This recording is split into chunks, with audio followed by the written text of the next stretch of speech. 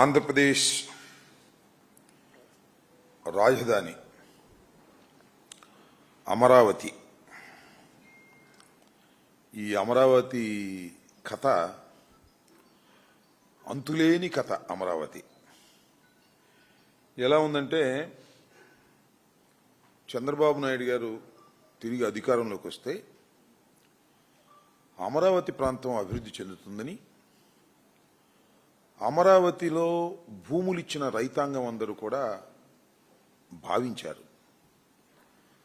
తామిచ్చిన భూములకు విలువలు పెరుగుతాయని, రిటైనబుల్ ఫ్లాట్స్ వస్తాయని, తద్వారా లాభం పొందవచ్చుననేటువంటి ఆశతో పనిచేశారు. ఒక విధంగా చెప్పాలంటే రైతులందరూ కూడా చంద్రబాబు నాయుడు గారికి అనుకూలంగా ఉద్యమాలు కూడా చేశారు. సరే, చంద్రబాబు నాయుడు గారు అధికారంలోకి వచ్చారు. అమరావతి కథ చూస్తుంటే చాలా బాధగా ఉంది. ముఖ్యంగా రైతుల పరిస్థితి చాలా దారుణంగా ఉంది. ప్యానం మీద నుంచి పొయ్యిలో పడేసే పరిస్థితికి ఇవాళ చంద్రబాబు నాయుడు గారు ప్రయత్నం చేస్తున్నారు.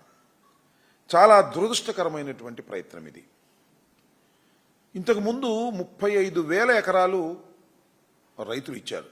ముందు కొద్దిగా ఇవ్వడానికి తిరస్కరించిన, కన్విన్స్ చేశారు, బెదిరించారు. ఎట్టకేలకు 35,000 ఎకరాలను అమరావతి ప్రాంత రైతులు ఇచ్చారు. వాళ్ళు త్యాగధనులు అని కూడా చంద్రబాబు నాయుడు గారు పలు సందర్భాల్లో చెప్పారు.